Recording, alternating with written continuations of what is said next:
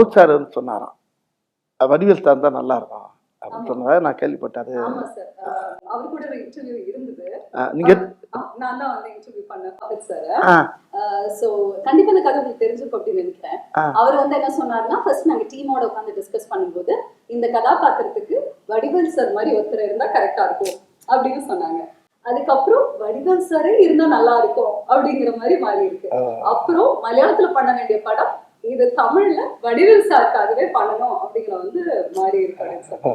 எப்படி பாத்தீங்க? ஐயோ, பெரிய அவர் சொன்ன வார்த்தை எனக்கு வந்து மனசை ரொம்ப நெகிழ வைக்குது. என்னன்னா, எனக்கு எப்படி நீங்கள் எப்படி செய்யோ அது மாதிரி எனக்கு பெரிய லட்சம் கோடி மக்களில் எவ்வளோ பேர் ரசிகர், அதில் அவர் எனக்கு பெரிய ரசிகர். என் நேரம் பார்த்தாலும் அப்பா வந்து உங்களை பாடுறா வடிவேல் இப்படி பண்ணுறாரு பாடுறா அப்படின்னு சொல்லுவார். அப்பாவை நானும் எங்கள் ஃபேமிலியெல்லாம் பயங்கர ஃபேன் அவங்களுக்கு இருந்தார்.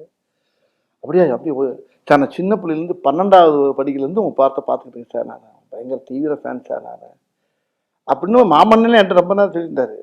இப்போ இந்த படத்தில் ரொம்ப நெருக்கமாக உட்காந்து பேசக்கூடிய அளவுக்கு இந்த படத்தில் அவர் கூட எனக்கு ஒரு வாய்ப்பு கிடைச்சது. அது அவர் கூட பண்ணுறப்ப மராக்கல் அறிஞன். அப்புறம் ஹீரோ நான் வந்து அவர் தான் ஹீரோன்னு இன்னும் சொல்லிக்கிட்டு இருக்கேன்.